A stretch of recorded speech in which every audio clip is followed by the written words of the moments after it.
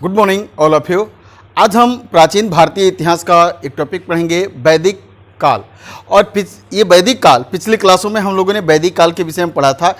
वैदिक काल से संबंधित हम लोगों ने 2 क्लासें कर ली है, जिसमें हम लोगों ने समझा था कि वैदिक साहित्य में कौन कौन सी पुस्तकें आती हैं, जिसमें हमने देखा था वेद, ब्राह्मण ग्रंथ, उपनिषद, आरण्यक और उपनिषद को वैदिक साहित्य कहते हैं। फिर हम लोगों ने देखा था कि जो ये वैदिक साहित्य या वैदिक काल जिसे कहते हैं, ये इसका नाम वैदिक काल क्यों पड़ा, तो हमने देखा कि इसका नाम वैदिक काल इसलिए पड़ा क्योंकि इस काल के विषय में हमारे पास जानकारी के लिए जो स्रोत हैं वो वेद हैं, इसीलिए इस काल को वैदिक काल कहते हैं। या इसके जानकारी के लिए इस काल के विषय में हमारे पास जो स्रोत हैं, जो सोर्स हैं, वो वैदिक साहित्य हैं, इसीलिए इस काल को हम वैदिक काल कहते हैं। हम लोगों ने देखा कि वैदिक काल के जो निवासी हैं या वैदिक काल के जो लोग हैं उन्हें क्या कहते हैं, आर्य कहते हैं। और फिर हम लोगों ने देखा कि ये आर्य आए कहाँ से थे। हम लोगों ने देखा कि ये आर्य जो है एशिया माइनर, मैक्स मूलर ने कहा कि ये आर्य एशिया माइनर से आए। कई सारे विद्वानों के मत देखे और आज जो मान्य मत है उसमें देखा कि पढ़ा हम लोगों ने कि आर्य जो है मध्य एशिया से आए थे। आर्यों का भौगोलिक विस्तार देखा, वेदों के विषय में समझा। आज हम जो है क्या पढ़ेंगे, तो वैदिक काल को हम लोगों ने पढ़ा था कि वैदिक काल का जो टाइम पीरियड है ये कब से कब तक है, तो 1500 बीसी से लेकर कितना 600 बीसी, यही है ना, याद है आप लोगों को। और इसको हम लोगों ने बांटा था कि वैदिक काल को 2 हिस्सों में बांट दिया था। एक को हम लोगों ने क्या बोला था, ऋग वैदिक काल। क्या बोला था, ऋग वैदिक काल। और दूसरे को कहा था उत्तर वैदिक काल, उत्तर वैदिक काल। और हम लोगों ने देखा था इस ऋग वैदिक काल को प्रारंभिक वैदिक काल भी कहते हैं। क्या बोलते हैं, प्रारंभिक वैदिक काल। तो यहां तक हम समझ लिए थे कि ऋग वैदिक काल को प्रारंभिक वैदिक काल भी कहते हैं। और इसका जो काल विभाजन हम लोगों ने किया था, ये किया था कि ऋग वैदिक काल का टाइम पीरियड 1500 बीसी से लेकर 1000 बीसी तक के काल को भारतीय इतिहास में ऋग वैदिक काल कहते हैं। और 1000 बीसी से लेकर 600 बीसी तक के काल को भारतीय इतिहास में उत्तर वैदिक काल के नाम से जानते हैं। तो ये सब बातें हम लोगों ने पिछली क्लासों में पढ़ ली है। जो स्टूडेंट हमारे इस चैनल पर नए हैं वो पहले वैदिक काल से संबंधित 2 क्लासें हैं, उन क्लासों को पूरा करेंगे। इसके बाद से इस क्लास को समझेंगे तो आपको बेहतर तरीके से समझ में आएगी कि इस काल का विभाजन, इस कालखंड का विभाजन हम किस तरह से करते हैं। तो अब देखिए आज का जो टॉपिक हमारा रहेगा, ये रहेगा वैदिक काल का प्रारंभिक वैदिक काल यानी ऋग वैदिक काल के विषय में पढ़ेंगे। तो आइए हम ये देखते हैं कि ऋग वैदिक काल के विषय में किस तरह से जो है प्रश्न किए जाते हैं और कैसे इसे पढ़ें कि इस काल को समझना हमारे लिए काफी आसान हो जाए। बिल्कुल, चलिए आइए देखते हैं इस काल के काल क्या है। ऋग वैदिक काल, ऋग वैदिक काल का जो टाइम पीरियड है ये कब से कब तक है, तो आप जान गए हैं ये टाइम पीरियड है 1500 बीसी से लेकर 1000 बीसी। बिल्कुल याद रखेंगे, 1000 बीसी। इस ऋग वैदिक काल को किस नाम से जानते हैं, तो प्रारंभिक वैदिक काल, प्रारंभिक वैदिक काल। और प्रारंभिक वैदिक काल कितने वर्षों का है, 500 वर्षों का, यानी 1500 बीसी से लेकर 1000 बीसी तक के काल को ऋग वैदिक काल कहते हैं। अब देखें इस काल के विषय में हमारे पास जो स्रोत है वह क्या है, कौन सा स्रोत है, ऋग्वेद। कौन सा है, ऋग्वेद। ज्यादातर इस काल के विषय में हमें इस ऋग्वेद से जानकारी मिलती है, इसीलिए इस काल को ऋग्वैदिक काल भी कहते हैं। और माने तो इन 500 वर्षों में केवल और केवल एक ही वेद रचा गया जिसे हम ऋग्वेद कहते हैं। क्लियर हुआ। आप जानते हैं पिछले क्लासों में हम लोगों ने देखा था कि ऋग्वेद में कुल 10 मंडल हैं और 1028 सूक्त हैं, याद होगा आपको। इसके बाद से हमने क्या देखा था कि मंत्रों की संख्या, आप कमेंट बॉक्स में बताएंगे कि ऋग्वेद में मंत्रों की संख्या या सूक्तों की संख्या या श्लोकों की संख्या कितनी है। ऋग्वेद में मंत्रों की संख्या, श्लोकों की संख्या कितनी है, आप कमेंट बॉक्स में बताएंगे। हमने ये भी देखा था कि ऋग्वेद के 2 मंडल से लेकर जो है 7वें मंडल यानी 6 मंडल को हम वंश मंडल, मूल मंडल या वंश मंडल या गोत्र मंडल गोत्र मंडल, मूल मंडल, वंश मंडल, गोत्र मंडल के नाम से इस मंडल को जानते हैं। यह भी जान लिया था कि ऋग्वेद के इन 7 मंडल ही मूल मंडल में आते हैं और इन 7 मंडलों की रचना अलग अलग ऋषियों ने किया था। जैसे द्वितीय मंडल की रचना गुस्मन ने किया, तृतीय की रचना जो है विश्वामित्र ने किया। ऐसे ही हम लोगों ने सबके विषय में देखा था। तो अगर आप नहीं जानते होंगे तो पिछली क्लासों में देख लेंगे। पिछली क्लास को जब देखेंगे तो आपको ये सारी बातें याद हो जाएगी। हमने यह भी देखा था कि ऋग्वेद के जो है 2 मंडल यानी प्रथम मंडल और जो है दशम मंडल, ये दोनों मंडल बाद में जोड़े गए। आप ये भी देखा हम लोगों ने कि ऋग्वेद के दशम मंडल की विशेषता आप जानते हैं कि पुरुष सूक्त में वर्ण व्यवस्था की चर्चा है। पुरुष सूक्त में वर्ण व्यवस्था की चर्चा है ऋग्वेद के पुरुष सूक्त में। इसके बाद से हमने देखा था कि ऋग्वेद के तीसरे मंडल की रचयिता कौन है, तो विश्वामित्र है। और यह भी देखा तीसरे मंडल के रचयिता कौन, विश्वामित्र। और ऋग्वेद के तीसरे मंडल में गायत्री मंत्र की चर्चा है। ये सारी बातें हम लोगों ने पढ़ी, पिछली क्लासों में पढ़ रखी है। थोड़ा सा हमने रिवाइज किया जिससे ये सब बातें आपको याद हो जाए। अब जो आज हम पढ़ेंगे वो क्या पढ़ेंगे, ये देखें कि ऋग्वेद में ऋग्वैदिक कालीन समाज को पढ़ेंगे कि ऋग्वैदिक काल का समाज कैसा था, राजनीतिक जीवन कैसा था, ऋग्वैदिक कालीन लोगों के राजनीतिक जीवन कैसे थे। इसके बाद हम देखेंगे कि आर्थिक जीवन लोगों के कैसे थे, अर्थ व्यवस्था की स्थिति या आर्थिक जीवन। इसके बाद हम देखेंगे कि समाज, राजनीति, अर्थव्यवस्था, धर्म कैसा था, धर्म ऋग्वैदिक कालीन लोगों के धर्म कैसे थे। तो ऋग्वैदिक कालीन समाज, सोसाइटी के विषय में देखेंगे, राजनीतिक जीवन के विषय में देखेंगे, अर्थव्यवस्था के जीवन में कैसा था, अर्थव्यवस्था कैसी थी, और धार्मिक जीवन कैसा था, इसके विषय में हम पढ़ेंगे इस चैप्टर के अंतर्गत। और इसी के तहत हम अपने एग्जाम में आने वाले सभी टॉपिकों को, कैसी थी या राजनीतिक जीवन कैसा था। तो देखें कि राजनीतिक व्यवस्था जो ऋग्वैदिक कालीन समाज है यह कबीलाई समाज है। कैसा है, कबीलाई समाज है। और कबीलाई ही राजनीतिक व्यवस्था है। इस काल में राजा का जन्म नहीं हुआ है। राजा जो है जन्म तो है लेकिन राजा का पद अभी वंशानुगत नहीं है। कैसा नहीं है, वंशानुगत नहीं है। ठीक है, राजा का पद अभी वंशानुगत नहीं है।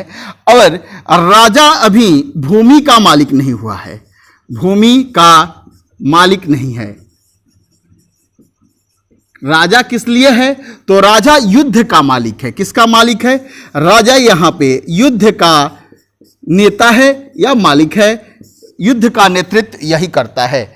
यदि 2 कबीलाई समाजों में युद्ध होता है तो युद्ध का नेता है राजा।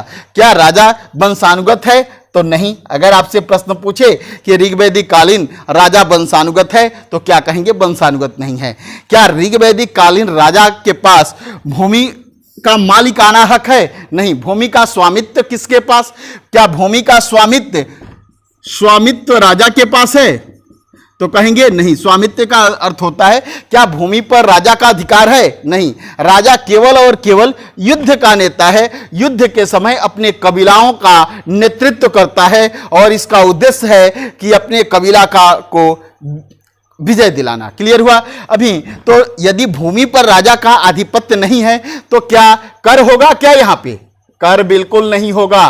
राजा कोई भी कर नहीं वसूल करता है। तो राजा का जीवन कैसे चलता है, तो जनता इसे उपहार देती है। बलि नामक एक उपहार है। उत्तर वैदिक काल में इसके विषय में विस्तार से समझेंगे कि उत्तर वैदिक काल में बलि कर। वैदिक कालीन राजनीतिक इकाइयां कौन कौन सी थी, तो देखें जन क्या था, जन सबसे ऊपर जन हुआ करता था। जन के नीचे जो होता था इसे विष कहते थे। क्या कहते थे, विष कहते थे। और विष के नीचे जो होता था उसे क्या कहते थे, तो उसे ग्राम कहते थे। ग्राम, और ग्राम के नीचे जो होता था इसे कुल कहते थे, और कुल के नीचे परिवार, परिवार, और परिवार के नीचे व्यक्ति। किसी भी समाज में राजनीतिक इकाइयां ऐसी ही बनती हैं, और उस समय राजनीति की सबसे बड़ी इकाई जो थी ये जन थी। कौन था? जन था। और जन के लिए ऋग्वेद में राष्ट्र शब्द आया है। ऋग्वेद में जन के लिए राष्ट्र शब्द आया है। जैसे आज हम राष्ट्र कहते हैं, तो हमने देखा आज का जो सिस्टम है कैसे है, तो राष्ट्र है, राष्ट्र, राष्ट्र के नीचे राज्य है, राज्य के नीचे हमने देखा जिला है, जिले के नीचे जो है ब्लॉक हैं, ब्लॉक के नीचे हम देखते हैं कि क्या हैं, ग्राम सभाएं हैं, ग्राम पंचायत है, पंचायत के नीचे वार्ड है, तो वार्ड के नीचे क्या है, तो वार्ड के नीचे जो है परिवार हैं, गांव परिवार है, मोहल्ले हैं। और परिवार का निर्माण किससे हुआ है, तो व्यक्ति से हुआ है। व्यक्ति परिवार बनाता है, कई परिवार मिलकर कई वार्ड बनाते हैं, कई वार्ड मिलकर ग्राम पंचायत का निर्माण करते हैं। आज के तरह कई ग्राम पंचायतें मिलकर ब्लॉक का, कई ब्लॉक मिलकर जिले का निर्माण, कई जिले मिलकर राज्य जो है, कई जिले मिलकर राज्य का, कई राज्य मिलकर राष्ट्र का निर्माण करते हैं। यही आज की राजनीतिक इकाइयाँ कुछ ऐसी है। और ऋग्वैदिक काल की राजनीतिक इकाई क्या थी? सबसे नीचे व्यक्ति था। कई व्यक्तियों को मिलकर परिवार बनता था, परिवारों को मिलकर कुल का निर्माण होता था, और कई कुलों को मिलकर एक ग्राम बनता था, और कई ग्रामों को मिलकर विश्व का निर्माण होता था, विश्व, और कई विश्वों को मिलकर एक जन का निर्माण होता था। ऋग्वेद में सबसे बड़ी इकाई जो थी जन थी। आज के राष्ट्र की तरह जन होता था। बिल्कुल याद रखेंगे, अगर पूछे ऋग्वेद काल की सबसे बड़ी इकाई क्या है, तो जन है। क्लियर हुआ? जन ऋग्वेद में राष्ट्र के लिए कितने बार, कई बार उल्लेख हुआ है, और राष्ट्र जो है इस जन ही राष्ट्र है। अब जन का जो नेता होता था युद्ध में, इसे ही हम राजन कहते थे, राजन, या इसे ही हम राजा कहते थे। लेकिन यह अभी वंशानुगत नहीं हुआ है, या इसे हम जनपति कहते हैं। क्या कहते हैं? जनपति। विश्व का जो मुखिया होता था इसे हम क्या कहते थे? विश्वपति। और ग्राम का ग्रामीण, और कुल का कुलपति। परिवार का मुखिया परिवार का सबसे बुजुर्ग सदस्य होता था, या तो पिता होते थे, या उस परिवार का जो बड़ा भाई होता था, यह परिवार का मुखिया होता था, बड़ा भाई या पिता। ठीक है? और व्यक्ति आप समझ रहे हैं, तो ये भी याद रखेंगे कि ऋग्वैदिक कालीन सबसे बड़ी इकाई क्या थी, तो जन थी। इसका निर्माण कैसे हुआ? पहले व्यक्ति, व्यक्ति से परिवार बने, परिवार से कुल, कुल से ग्राम बने, और ग्रामों से विश्व का निर्माण हुआ, और कई विश्वों को मिलकर जन का निर्माण हुआ। जन के जो प्रधान होते थे इन्हें जनपति कहते थे, और विश्व के प्रधान को विश्वपति। ये यहाँ से प्रश्न खूब पूछे जाते हैं, याद रखेंगे। विश्व के प्रधान को विश्वपति कहते थे, और ग्राम के प्रधान को ग्रामीण या ग्रामिक भी कहते थे। इसके लिए ग्रामिक भी शब्द ऋग्वेद में आया है। अब कुल के प्रधान को कुलपति कहते थे। परिवार का प्रधान परिवार का मुखिया होता था, जो पिता या बड़ा भाई होता था, और व्यक्ति। तो ये बात आप याद रखेंगे। तो मुझे विश्वास है कि यहां तक हो गया। अगर आपसे प्रश्न पूछे कि क्या ऋग्वैदिक काल में राजा का पद वंशानुगत था, तो आप प्रश्न जवाब देंगे नहीं। तो मुझे विश्वास है यहां तक समझ में आ गया होगा। अब चलते हैं आगे, समझते हैं। तो याद रखेंगे 275 बार ऋग्वेद में जन का उल्लेख हुआ है। ऋग्वेद में जन का उल्लेख कितनी बार हुआ है, तो 275 बार हुआ है। तो ये भी याद रखेंगे। आप ये समझ गए कि जन के जो है मुखिया को जनपति कहते हैं, विश्व के मुखिया को विश्वपति कहते हैं, ग्राम के मुखिया को ग्रामिक कहते हैं या ग्रामीण कहते हैं या ग्रामपति कहते हैं, और कुल का मुखिया जो होता था, परिवार का मुखिया जो है पिता या बड़ा भाई होता था। अब देखिए, कभी कभी ऋग्वेद में पूछता है कि राजा के लिए कौन कौन से शब्द आए हैं, तो ये भी याद रखेंगे कि ऋग्वेद में राजा के लिए जनस्य गोप, या गोप या गुप्ता, राजन, पुरंदर, पुरंदर यानी किलों को जीतने वाला, ये सब राजा के लिए जो शब्द हैं, ऋग्वेद में राजा के लिए शब्द आए हैं। तो ये समझ रहे हैं, कबीला अपने कबीला का संरक्षक होता था, युद्ध का नेता होता था,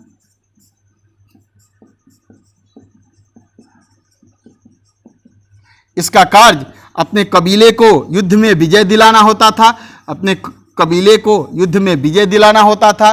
तो ये सब बातें आपने समझ लिया। अब देखिए सभा, सभा, समिति, इसके भी ऊपर एक है विदत, विदत, विदत, सभा और समिति। अब देखें जो विदत है, विदत ये ऋग वैदिक काल की सबसे प्राचीनतम राजनीतिक संस्था या परिषद है। विदत में सभी वयस्क लोग इसमें इसके मेंबर होती हैं। क्लियर हुआ? अब देखिए सभा, सभा जो है, सभा कहें कि कुलीन लोगों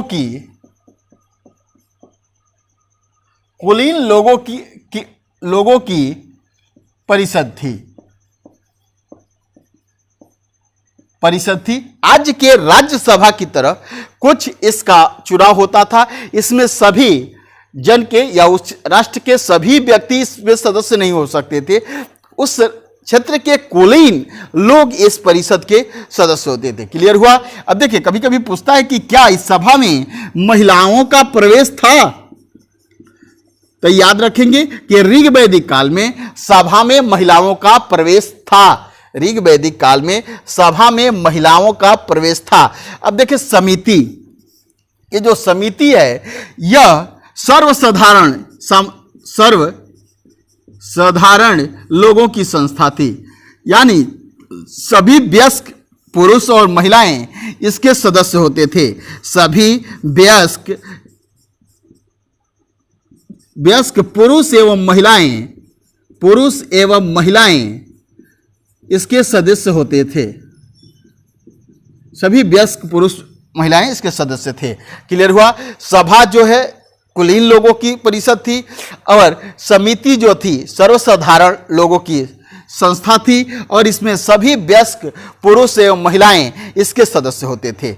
अब देखिए सभा के जो प्रधान होता था इसका चुनाव होता था और इसे ईशान बोलते थे। क्या बोलते थे? ईशान।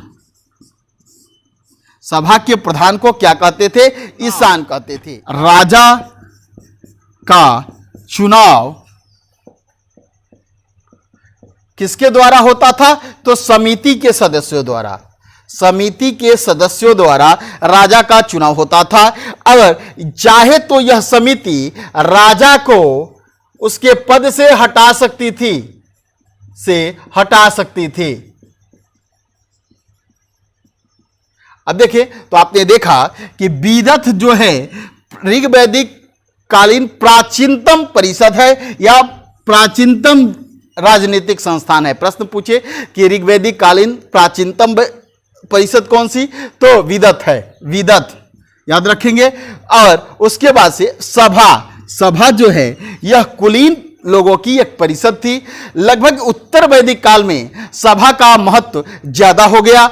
उसके बाद से समिति जो थी सर्वसाधारण लोगों की संस्था थी और इसमें ज्यादातर सभी वयस्क पुरुष एवं महिलाएं भाग लेते थे और इसके प्रधान को ईशान कहते थे। क्या कहते थे?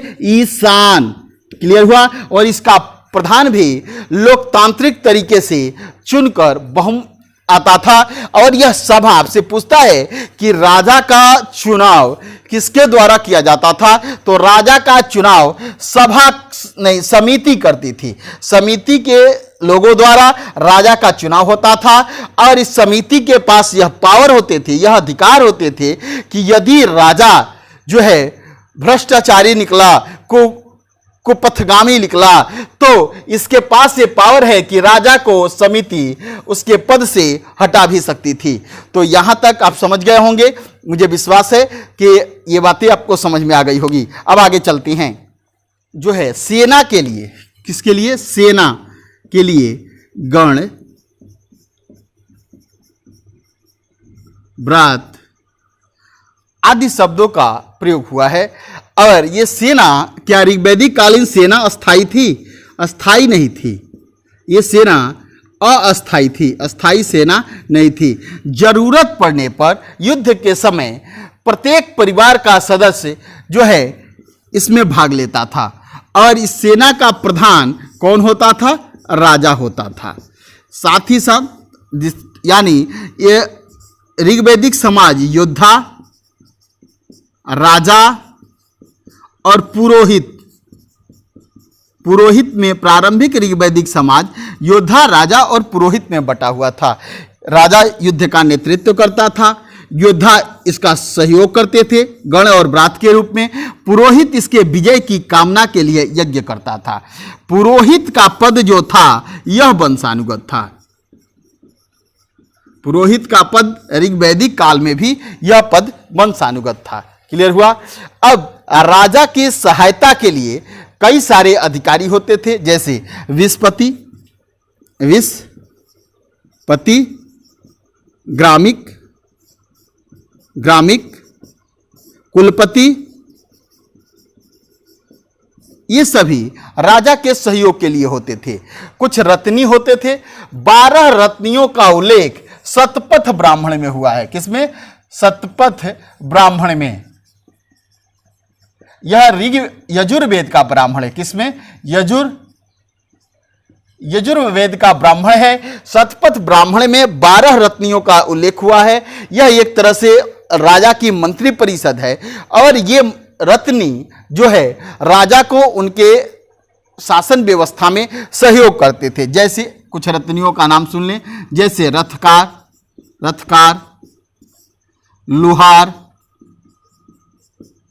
बढ़ई, ये सब 12 रत्नी थे। इसके विषय में हम अगली क्लासों में विस्तार से समझेंगे। तो हमने देखा कि ऋग्वेद के काल में राजा के सहयोग के लिए योद्धा, पुरोहित आदि होते थे जो युद्ध में इसकी सहायता करते थे, राजा की सहायता करते थे।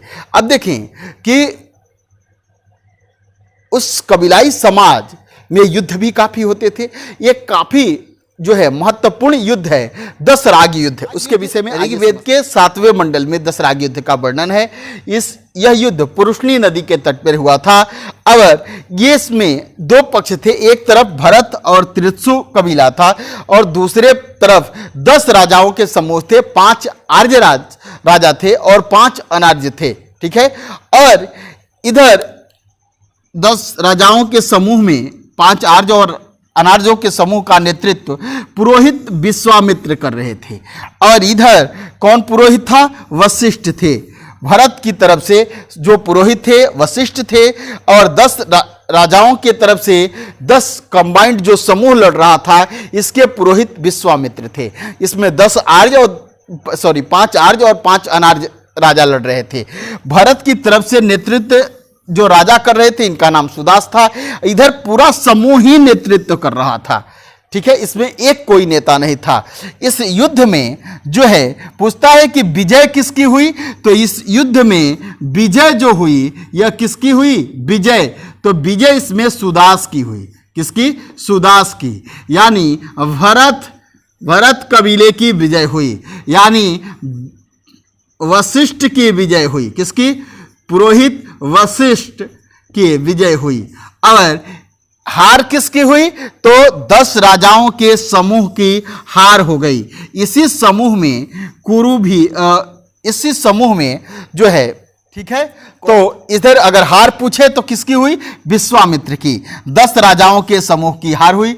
तो यहां तक समझ गए कि दशराग युद्ध किस नदी के तट पर हुआ? तो दशराग युद्ध पुरुषनी नदी के तट पर हुआ। अब पुरुषनी नदी आज के किस नदी को कहते हैं ये बताएंगे। दशराग युद्ध का वर्णन ऋग्वेद के 7वें मंडल में है। एक तरफ भरत और त्रित्सु कबीला थे और दूसरी तरफ 10 राजाओं राजाओं का समूह था, जिसमें 5 आर्य राजा और 5 अनार्य राजा थे। इधर 10 राजाओं के समूह का पुरोहित कौन था? तो विश्वामित्र था। और इधर भरत कबीले का नेतृत्व कौन पुरोहित कर रहे थे? तो वशिष्ठ कर रहे थे। और राजा कौन था इधर? तो सुदास। इसमें विजय किसकी हुई? तो भरत कबीले की, सुदास की विजय हुई, ऋषि पुरोहित वशिष्ठ की विजय हुई। हार किसकी हुई? 10 राजाओं के समूह की हार हुआ, विश्वामित्र का हार हुआ, यानी समूह का हार हो गया। तो 10 राग युद्ध से आपसे प्रश्न पूछे जाते हैं, तो ये आप समझ गए कि ये 10 राग युद्ध क्या है और इसका वर्णन। न्यायाधीश को क्या कहते थे?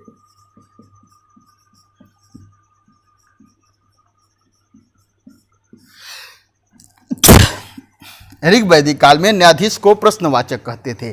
गुप्तचर को क्या कहते थे? स्पर्श। ऋग्वैदिक काल में गुप्तचर को स्पर्श कहते थे। और सेना प्रमुख को क्या कहते थे?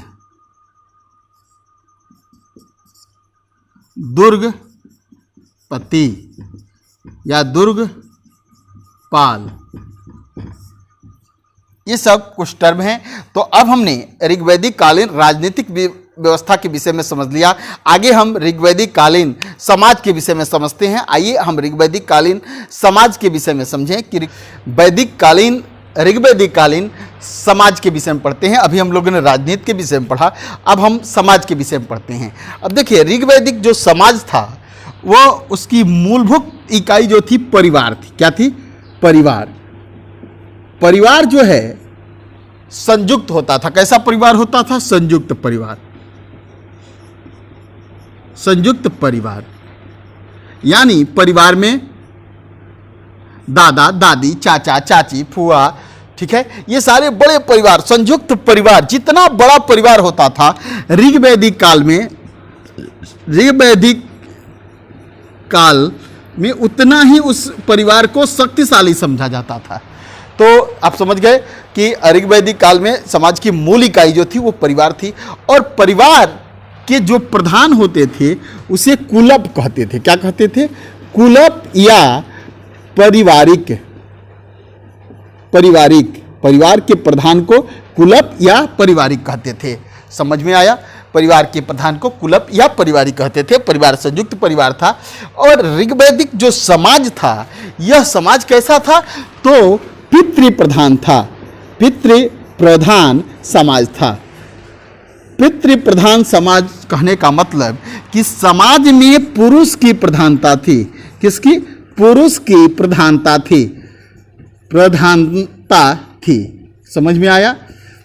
लेकिन ऋग्वैदिक काल में पुरुष प्रधान समाज में भी महिलाओं को काफी अधिक सम्मान प्राप्त था।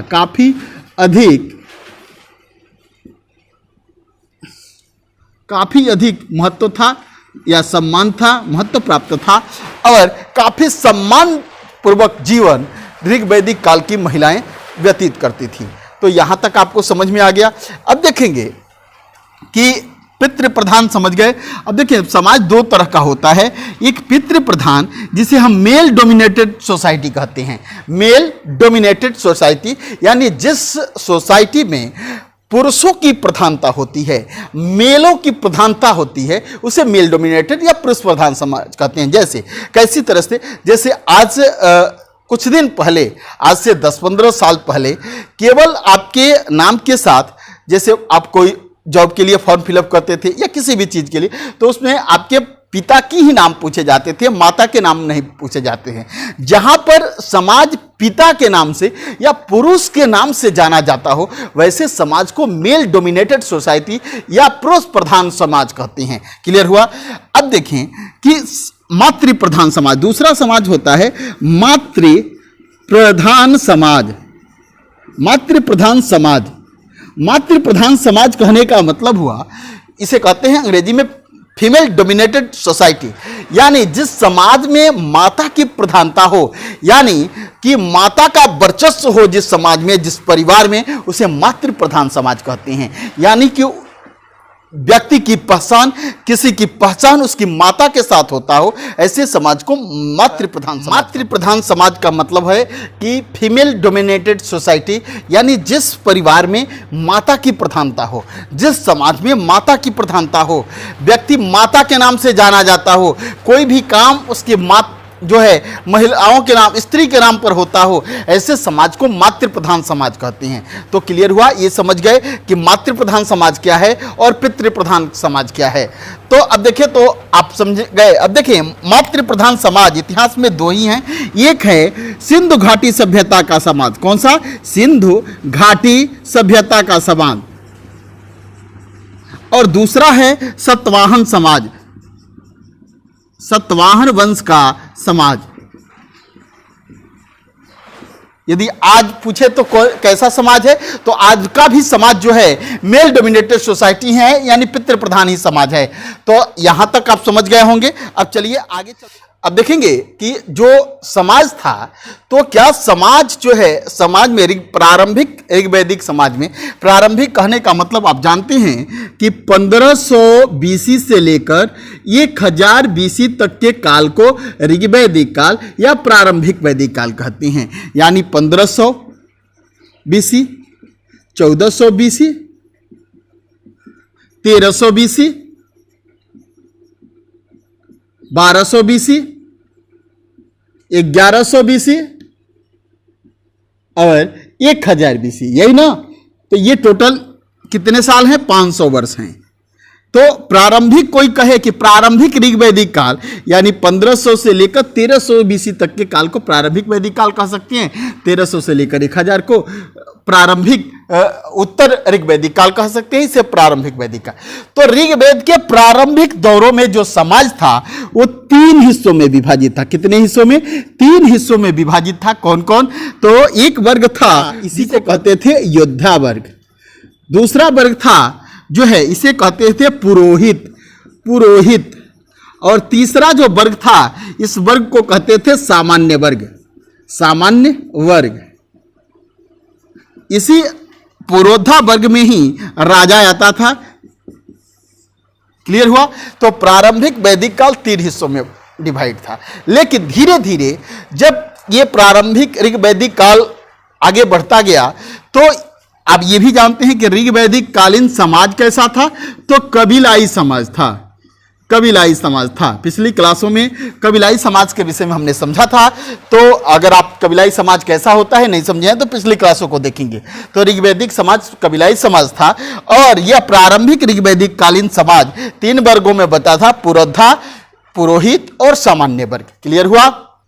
अब देखेंगे यहां पर कि ये जो है आगे चलकर समाज में वर्ण व्यवस्था आई। वर्ण शब्द आया ऋग्वेद में, लेकिन वर्ण शब्द यह ऋग्वेद का रंग के लिए प्रयोग किया गया प्रारंभिक कालों में। लेकिन ऋग्वेद के 10वें मंडल में वर्ण व्यवस्था की चर्चा है। वर्ण व्यवस्था। अब ऋग्वेद क्या 10वें मंडल में एक सूक्त है पुरुष सूक्त। पुरुष सूक्त में 4 वर्णों की चर्चा है। कौन कौन से? ब्राह्मण, क्षत्रिय, वैश्य और शूद्र। ये 4 वर्ण किसमें हैं? ऋग्वेद के 10वें मंडल में। लेकिन हम जानते हैं कि ऋग्वेद के प्रथम मंडल और 10वां मंडल सबसे बाद में लिखा गया, यानी कि लगभग 1100 और 1000 बीसी के आसपास जो है यह ऋग्वेद का 10वां और प्रथम मंडल लिखा गया। प्रारंभिक इन दिनों का जो समाज था, हमने देखा कि यहां से लेकर यहां तक समाज लगभग 3 हिस्सों में बटा था। धीरे धीरे 1300 बीसी के बाद समाज में वर्ण व्यवस्था उत्पन्न हुई। लेकिन प्रारंभ इस 1300 बीसी से 1200 बीसी के काल में ऋग्वेद में 3 वर्ण ही दिखाई देते हैं: ब्राह्मण, क्षत्रिय और वैश्य। लेकिन ऋग्वैदिक काल के अंतिम दौर में एक नया वर्ग आया जिसे हमने शूद्र कहा। इसके विषय में पर्याप्त चर्चा किए हैं हम पिछली क्लासों में।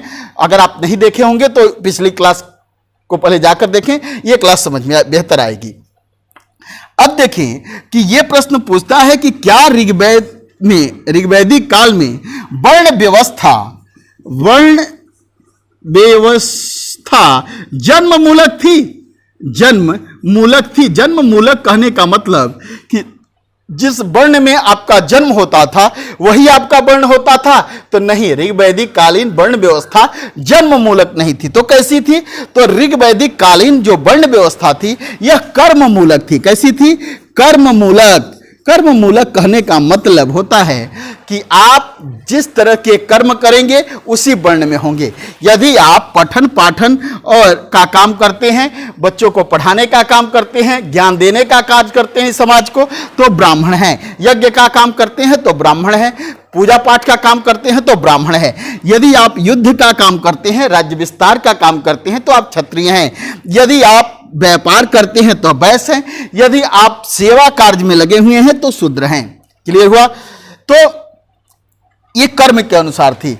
ऋग्वेद के 9वें मंडल में एक आख्यान है जिसमें एक व्यक्ति कहता है कि मैं जो हूं वो ब्राह्मण हूं, मेरे जो पिता हैं वो वैद्य हैं और मेरी माता जो है वह लोगों के घरों में कार्य करती है, इसलिए मैं ब्राह्मण वर्ण से हूं। मेरे पिता जो हैं वैश्य वर्ण के हैं और मेरी माता जो हैं वो शूद्र हैं। यानी यह आख्यान यह बतलाता है कि ऋग्वैदिक काल में जो वर्ण व्यवस्था थी यह जन्म मूलक न होकर कर्म मूलक की थी। यानी जिस तरह से कर्म करते थे उसी तरह के वर्ण में आपको रखा जाता था। अब देखिए उत्तर वैदिक काल आप जानते हैं कि उत्तर वैदिक काल कब से कब तक था? वैदिक काल आप बताएंगे कमेंट बॉक्स में। उत्तर वैदिक काल में वर्ण व्यवस्था जन्म मूलक हो गई। कैसी हो गई? जन्म मूलक हो गई। यानी कि जिस वर्ण में आपका जन्म होगा उसी वर्ण के आप समझे जाएंगे। तो क्लियर हुआ? यहां तक आप समझ गए कि ऋग्वैदिक काल में किस तरह से समाज था, वर्ण व्यवस्था कैसे आई। प्रारंभिक दौर में समाज 3 हिस्सों में बटा था, जो है पुरोधा यानी योद्धा और पुरोहित और सामान्य वर्ग। आगे चलकर समाज में वर्ण शब्द आया ऋग्वेद में, लेकिन यह वर्ण रंग के लिए वर्ण शब्द का प्रयोग किया गया। लेकिन फिर 1300 बीसी के आसपास जब हम देखते हैं कि 1300 बीसी के समय में हमें 3 वर्ण समाज में दिखाई देते हैं, ब्राह्मण, क्षत्रिय और वैश्य। लेकिन अंतिम दौरों में, ऋग्वैदिक काल के अंतिम दौरों में हम देखते हैं कि एक चौथा वर्ण आता है जो शूद्र है, जिसकी चर्चा ऋग्वेद के 10वें मंडल में इन चारों वर्णों की चर्चा है।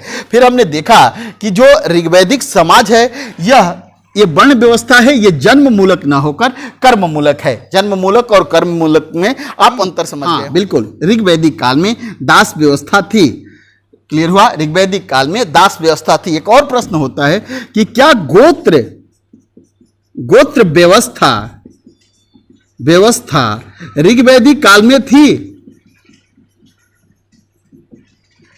काल में थी?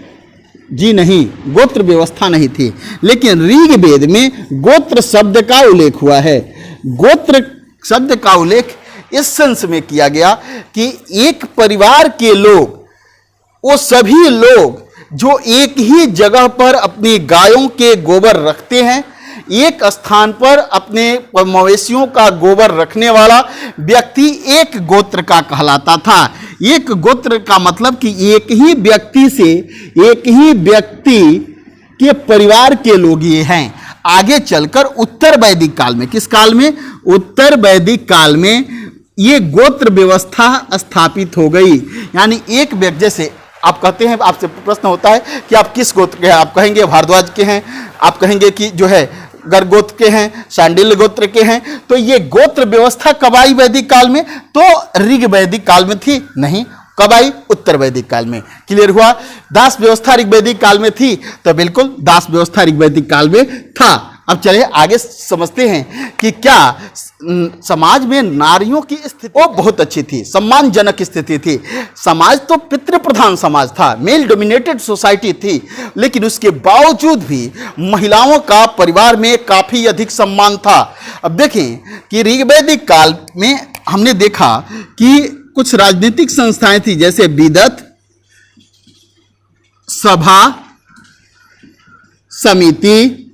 इन सब के विषय में हम लोगों ने पिछली क्लासों में पढ़ रखा है कि विदत क्या है, सभा क्या है, समिति का क्या है, विदत में कौन भाग लेता है, सभा में कौन भाग लेता है और समिति में कौन भाग लेता है। अब देखें कि इन सभी राजनीतिक संस्थाओं में स्त्रियों का प्रवेश होता था। स्त्रियां सभी राजनीतिक इन संस्थाओं में स्त्रियां इसके सदस्य होती थी, यानी कि राजनीति में स्त्रियों का प्रवेश था। क्लियर हुआ। अब देखें कि अब जब प्रश्न होता है कि क्या ऋग्वैदिक काल में पर्दा प्रथा थी, पर्दा प्रथा थी, यदि पर्दा प्रथा होगी तो समाज में महिलाओं का बाहर निकलना या किसी क्षेत्र में अपना महत्वपूर्ण योगदान देना यह असंभव सा हो जाएगा। तो नहीं, बिल्कुल ऋग्वैदिक काल में पर्दा प्रथा समाज में नहीं थी। अब पूछता है कि क्या ऋग्वैदिक काल में जो है महिलाएं शिक्षा ग्रहण करती थी, शिक्षा का अधिकार महिलाओं को था। बिल्कुल, शिक्षा का अधिकार ऋग्वैदिक कालीन महिलाओं को था। उच्च शिक्षा ऋग्वैदिक कालीन महिलाएं ग्रहण करती थीं। ये नाम याद रखेंगे, एग्जाम में प्रश्न पूछे जाते हैं यहां से। लोपामुद्रा, लोपामुद्रा, उसके बाद से अपारा, विश्वरा, घोषा, ये कुछ जो है ऋग्वैदिक कालीन प्रसिद्ध विदुषी महिलाएं थी। इन महिलाओं ने ऋग्वेद के मंत्रों की रचनाएं की हैं। और ये ऋषि महिलाएं हैं, ठीक है, ये विदुषी महिलाएं हैं, काफी विद्वान ऋग्वैदिक काल की महिलाएं हैं जिन्होंने ऋग्वेद की मंत्रों की रचनाएं की हैं। तो आप समझ सकते हैं कि वैदिक काल में महिलाओं को शिक्षा का अधिकार था, हायर एजुकेशन महिलाएं प्राप्त करती थी। अब देखिए कि ये जो लोपामुद्रा हैं, इनके विषय में एक और फैक्ट याद रखें कि ये अगस्त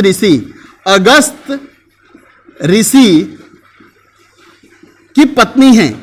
ये अगस्त ऋषि की पत्नी हैं, विदर्भ राज की पुत्री हैं। किसकी पुत्री हैं? विदर्भ राज की पुत्री हैं और इनका विवाह अगस्त ऋषि से हुआ है। क्लियर है। और ये उस काल की काफी विदुषी महिलाओं। सिकता, तो लोपामुद्रा, अपारा, विश्वरा, घोषा, सिकता, ये उस काल की विदुषी महिलाएं थी। अब देखिए, कुछ महिलाएं आजीवन विवाह नहीं करती थी, उसे अमाजू कहते थे। क्या कहते थे? अमाजू, यानी पूरे जीवन विवाह नहीं करने वाली महिलाएं जो है अमाजू कहलाती थी। यह विदुषी महिलाएं थी। यह भी ये अपना जीवन, पूरा जीवन विद्या अध्ययन पर लगा देती थी, समाज के कल्याण के लिए मंत्रों की रचनाओं में ये अपना जीवन लगा देती थी। तो महिलाओं के विषय में शिक्षा का अधिकार था महिलाओं को। अब देखें, संस्कार होते हैं, बाह्य के संस्कार होते हैं। कितने तरह के संस्कार? 16 तरह के होते हैं। इन 16 संस्कारों में एक संस्कार है उपनयन संस्कार। अब प्रश्न होता है कि क्या ऋग्वैदिक कालीन महिलाओं का उपनयन संस्कार होता था? बिल्कुल, ऋग्वेद में वैदिक काल में महिलाओं का उपनयन संस्कार होता था। अब एक और प्रश्न है कि क्या ऋग्वैदिक काल में अंतरजातीय विवाह था? विवाह अंतरजातीय होता था। बिल्कुल, क्योंकि आप देख रहे हैं कि जो वर्ण व्यवस्था थी यह जन्म मूलक नहीं थी। कैसी थी? तो कर्म मूलक थी। तो अंतरजातीय विवाह इस काल में है। क्या बाल विवाह इस काल में है? बाल विवाह ऋग्वैदिक काल में है? बिल्कुल नहीं। बाल विवाह समाज की एक कुप्रथा है जो समाज को अपंगु बना देती है। और जिस समाज में बाल विवाह है उसका अर्थ है कि इस समाज में नारियों का सम्मान नहीं। ऋग्वैदिक काल में बाल विवाह नहीं, लेकिन लड़कियों की विवाह की आयु 16 वर्ष होती थी। लड़कियों की विवाह की आयु 16 वर्ष होती थी। पर्दा प्रथा ऋग्वैदिक काल में बिल्कुल नहीं है। ठीक है। अब देखें कि प्रश्न पूछता है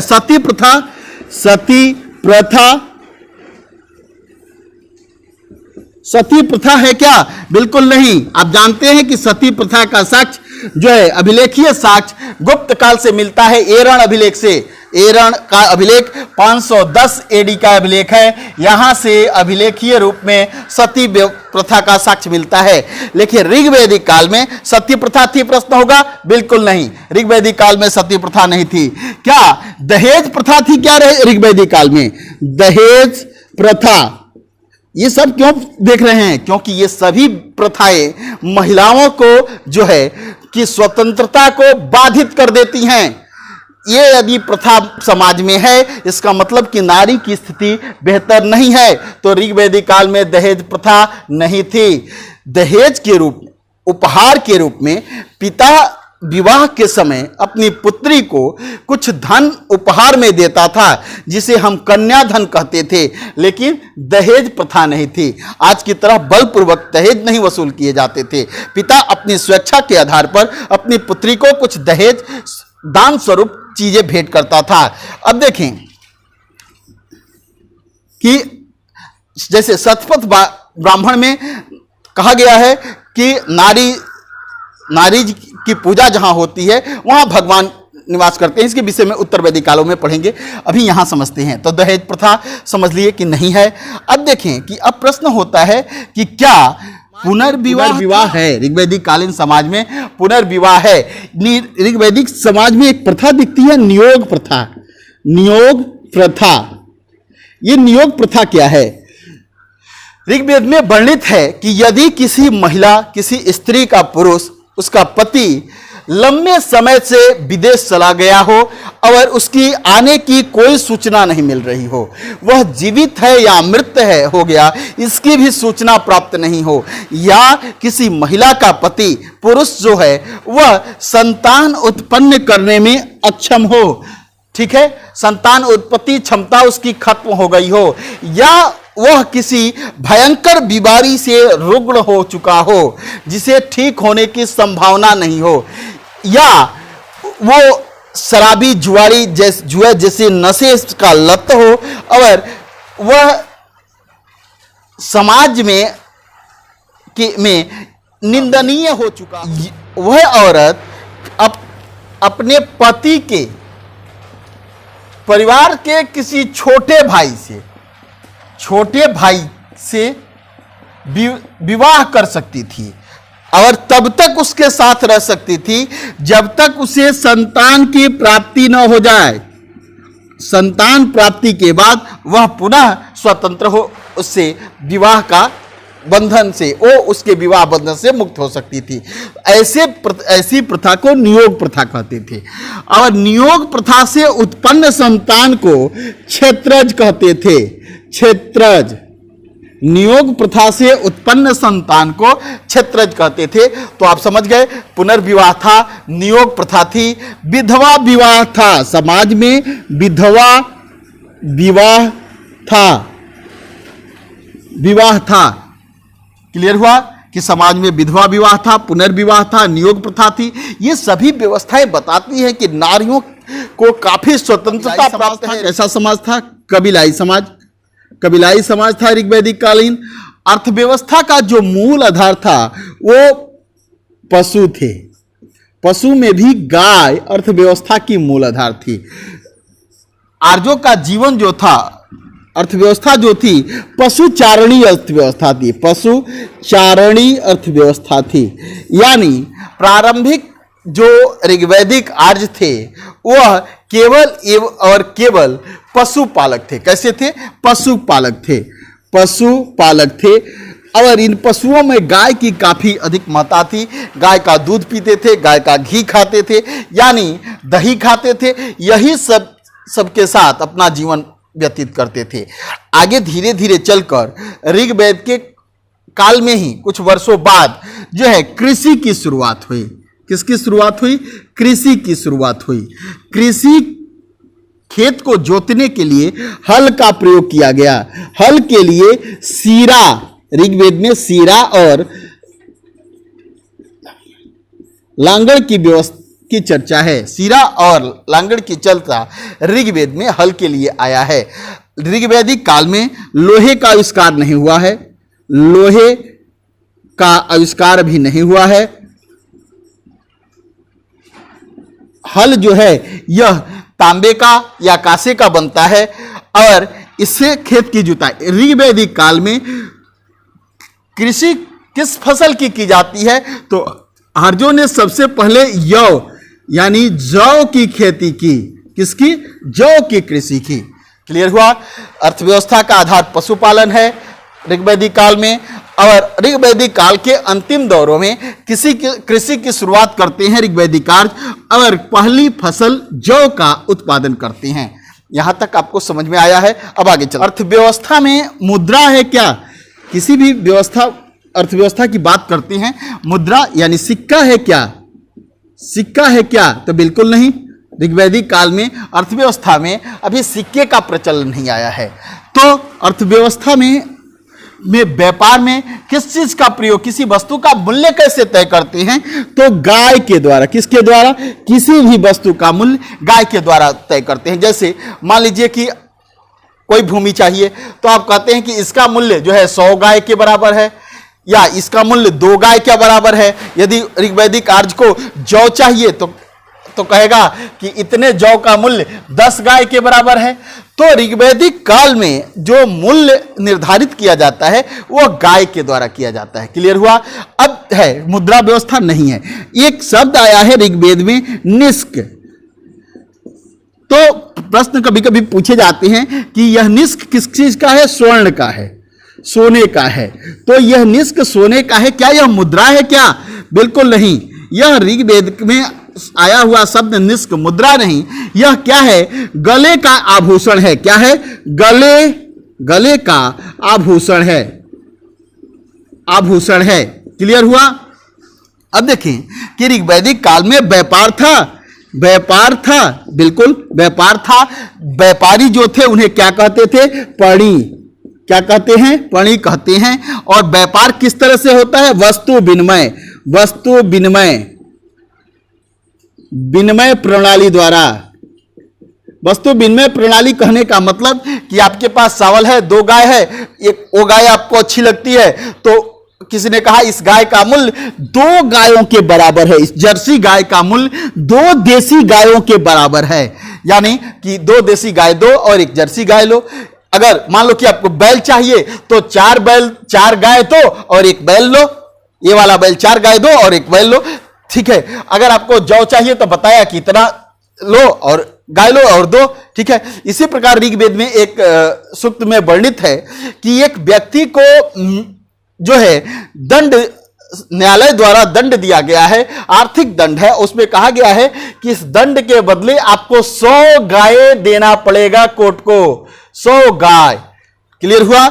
यानी अर्थव्यवस्था का पूर्ण आधार कौन है? गाय। गाय के लिए ऋग्वेद में अघन्या शब्द का प्रयोग किया गया है, यानी जिसकी हत्या नहीं की जा सकती, जिसे मारा नहीं जा सकता, क्योंकि अर्थव्यवस्था का यही आधार है। आर्यों की मूलभूत पूंजी है यह, तो इस पूंजी की हत्या कैसे करें यार? तो देखिए यहां समझे कि इसे मिटा देते हैं। यहां तक तो आप समझ गए होंगे पढ़ी के। देखिए ऋग्वैदिक जो आर्य हैं वो शाकाहारी और मांसाहारी दोनों तरह के लोग हैं। अब मांसाहारी लोग हो सकता है गाय का भी मांस खाते होंगे, अब रामशरण शर्मा ने अपनी पुस्तक प्राचीन भारत का एक शोध पुस्तक है उनकी, उसमें रामशरण शर्मा ने कह रखा है कि आर्य जो थे विशेष ओकेजन पर गाय का मांस खाते थे, और गाय जो है उस समय अर्थव्यवस्था की मूल आधार हो गई थी। तो गायों की रक्षा के लिए आर्यों ने कौन सा शब्द प्रयोग किया? अघन्या, यानी इसे मारा नहीं जा सकता। क्लियर हुआ? अब देखें कि ऋग्वैदिक काल में ज्यादातर जो युद्ध जो होते थे किस लिए होते थे? गाय के लिए। किस लिए? गाय के लिए। ठीक है। अब देखिए ये शब्द बोला कि पड़ी जो है, ये व्यापारी हैं, लेकिन आज लोग इससे काफी, ऋग्वैदिक आज लोग इससे काफी भयभीत हैं। कहते हैं कि ये पड़ी गाय चोर हैं। क्या हैं? गाय चोर हैं, ये हमारी गायों को चुरा लेती हैं। अब ऋग्वेद में गौ की रक्षा के लिए ज्यादातर युद्ध हुए, जैसे इसके लिए गवेष्ठी युद्ध के लिए एक शब्द आया है गवेष्ठी, यानी गाय की रक्षा के लिए किया गया युद्ध गवेष्ठी है। तो ज्यादातर युद्ध किसके लिए होते हैं? तो गाय की रक्षा के लिए। व्यापारी पणी क्या है? व्यापारी हैं, लेकिन आज जिसे चोर भी कहते हैं ये हमारी गायों को चुरा लेते हैं। अब देखें कि जो भूमि थी, भूमि पर क्या व्यक्तिगत स्वामित्व था? नहीं, भूमि पूरे समुदाय की होती थी। किसकी? समुदाय। व्यक्तिगत भूमि अभी नहीं होती थी, भूमि पर पूरे कबीलाई समाज का अधिकार होता था। तो अर्थव्यवस्था के आधार के विषय में आपने समझा। चलिए मंडल में ऋग्वेद के चतुर्थ मंडल में जो है कृषि प्रक्रिया की जानकारी है। कृषि प्रक्रिया के विषय में कृषि कार्य कैसे किया जाएंगे, किस तरह से आज कृषि कार्य करते हैं, इसकी पूरी प्रक्रिया का वर्णन किस मंडल में है? ऋग्वेद के चतुर्थ मंडल में। प्रश्न पूछेगा ऋग्वेदिक कार्य सबसे पहले किस फसल का उत्पादन किए, किस कृषि अनाज का उत्पादन किए? तो जौ किए। ठीक है, अब देखें कि वेकनाट, एक शब्द है वेकनाट, ऋग्वेद में यह किसके लिए आया है शब्द? तो जो सूद वसूल करते हैं उन्हें वेकनाट कहा गया।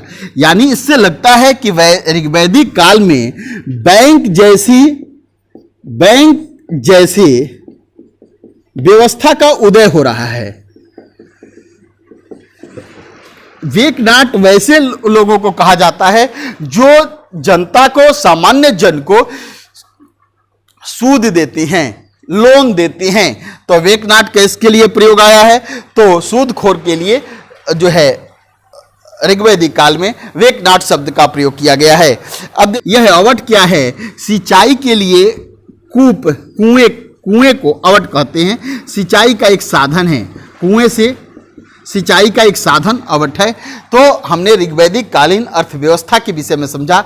अब चलिए हम ऋग्वैदिक धार्मिक जीवन जो है एकेश्वरवादी हैं। ये कैसे हैं? एकेश्वरवादी हैं, लेकिन एकेश्वरवादी होते हुए भी बहुदेव पूजा करते हैं। बहुदेववादी यह बहुदेववादी व्यवस्था दिखती है यहाँ। ऋग्वेद के एक सूक्त में 33 देवताओं की चर्चा है। कितने देवताओं की? 33 देवताओं की। ऋग्वेद में 3 लोक की चर्चा है। 3 लोक। ये 3 लोक कौन कौन से हैं? तो एक पृथ्वी लोक, आकाश लोक और अंतरिक्ष। पृथ्वी लोक के 11 देवता हैं, आकाश के 11 देवता और अंतरिक्ष के 11 देवता हैं। तो ये समझ गए कि और आर्य जो हैं किस तरह के देव की पूजा करते हैं? तो आर्य प्रकृति पूजक हैं, प्रकृति की पूजा करते हैं मानव रूप में। जैसे अब आगे देखेंगे, सर्वाधिक जो मान्य देवता हैं, सर्वाधिक जिस देवता की पूजा ऋग्वैदिक कार्य करते हैं वो इंद्र हैं। इंद्र का उल्लेख ऋग्वेद में 250 बार आया है। प्रश्न पूछे जाते हैं, याद रखेंगे। दूसरे प्रधान देवता हैं अग्नि का उल्लेख ऋग्वेद में 200 बार आया है। और तीसरे प्रधान देवता हैं वरुण, इनका उल्लेख ऋग्वेद में 175 बार आया है। इन्हें ऋतस्य गोप भी कहते हैं। ऋतस्य गोपः यानी ऋत की रक्षा करने वाले हैं यह वरुण। समुद्र यात्रा कर रहे हैं तो समुद्र यात्रा के समय यह रक्षा करते हैं वरुण देवता। तो इंद्र के लिए एक शब्द आया है पुरंदर, यानी दुर्गों को जीतने वाला। अब देखें, मरुत देवता है एक मरुत, यह तूफान और झंझावात के देवता हैं मरुत। इंद्र जो हैं वर्षा के देवता हैं। अग्निदेव जो हैं हवन में दी गई वस्तुओं को देवताओं तक पहुंचाते हैं। ठीक है, ऋग्वैदिक काल में पूजा का जो माध्यम होता था वो स्तुति होती थी। स्तुतियां और कैसी, ज्यादातर स्तुतियां होती हैं, अर्चनाएं होती हैं, मंत्र पाठ होता है, सूक्त पाठ होता है देवताओं को प्रसन्न करने के लिए। यहां किसी भी तरह की जो है कर्म कांड नहीं है, हवन होते हैं, बलि नहीं है। ऋग वैदिक काल में बलि नहीं दिए जाते हैं। हवन कुंड में किस तरह की चीजें दी जाती हैं? तो साग अनाज की बलि जो है हवन दिए जाते हैं और इस हवन को अग्नि देवता इंद्र देवता तक पहुंचाते हैं। पूषण जो है ये कैसे देवता हैं? तो यह पशुओं के देवता हैं, पशुओं के देवता हैं। आगे चलकर देखेंगे कि पूषण को उत्तर वैदिक काल में शूद्रों का देव कहा जाएगा कि ये शूद्रों को देव हैं। अब देखें, जंगल की देवी हैं। जंगल की देवी कौन है? आरण्यनी। अब देखें, सर्वाधिक पवित्र नदी ऋग वैदिक काल की कौन सी है? सरस्वती। सरस्वती के लिए क्या शब्द आया है? मातेत्मा, देवीत्मा और नदीत्मा। मातेत्मा, देवीत्मा, मातेत्मा। ये समझ में आया। अब देखिए, ऋग्वेद में जो है महामृत्युंजय मंत्र की चर्चा है। कौन से मंत्र? महामृत्युंजय। ऋग्वेद के तीसरे मंडल में, आप जानते हैं ऋग्वेद के तीसरे मंडल में गायत्री मंत्र की चर्चा है। ऋग्वेद के 9वें मंडल, 9वां मंडल, जिस मंडल को हम सोम मंडल कहते हैं, सोम मंडल। सोम मंडल जो है सोम देवता को समर्पित है। सोम देवता यह एक पेय पदार्थ है, सोम रस है और इसके देव जो हैं सोम देवता हैं। क्लियर हुआ? अब देखेंगे कि ऋग्वेद में बहुत सारे देवताओं की वर्णन है जो आपके लिए महत्वपूर्ण देवता हैं, जहां से आपसे प्रश्न पूछे जाते हैं। लगभग उन सभी देवताओं की चर्चा मैंने की है। लेकिन ऋग्वैदिक काल में क्या विष्णु देवता की प्रधानता है? विष्णु की प्रधानता है? नहीं। ब्रह्मा की प्रधानता है? नहीं। क्या शिव की प्रधानता उस तरह से है? बिल्कुल अभी शिव की प्रधानता उस तरह से नहीं है। ज्यादातर ऋग्वैदिक काल के सर्वाधिक शक्तिशाली, सर्वाधिक पावरफुल, सर्वाधिक पूजनीय देव इंद्र हैं। ठीक है, इन्हें पुरंदर कहते हैं। ये वर्षा के देवता हैं। दूसरे स्थान पर अग्नि देवता हैं और तीसरे स्थान पर वरुण देवता हैं। बाकी पूषण को भी जान गए कि ये जो है पशुओं के देवता हैं। आगे चलकर उत्तर वैदिक काल में शूद्रों के देव हो जाएंगे। अरण्यनी जो है जंगल की देवी हैं। सरस्वती जो नदी है सर्वाधिक पवित्र नदी है। इन्हें मातेत्मा, देवीत्मा और नदीत्मा कहते हैं। ऋग्वैदिक काल में देवियों की चर्चा काफी कम है। ऋग्वैदिक काल में देवियां बहुत कम हैं। पुरुष देवताओं की अपेक्षा देवियों की संख्या काफी कम है। तो आज हम लोगों ने ऋग्वैदिक काल के विषय में पढ़ा। ऋग्वैदिक काल की राजनीतिक व्यवस्था, ऋग्वैदिक काल की सामाजिक व्यवस्था, आर्थिक व्यवस्था और धार्मिक व्यवस्था के समय में सब विषय में समझा। हमने ये देखा कि ऋग्वेद का समाज कैसा है, धर्म कैसा है, ऋग्वेद में राजनीतिक व्यवस्था कैसी है, इन सब के विषय में पढ़ा। अगली क्लासों में हम उत्तर वैदिक काल के विषय में पढ़ेंगे। अब मुझे विश्वास है कि ये टॉपिक आपको बेहतर तरीके से समझ में आया होगा। That's all. Thank you. धन्यवाद।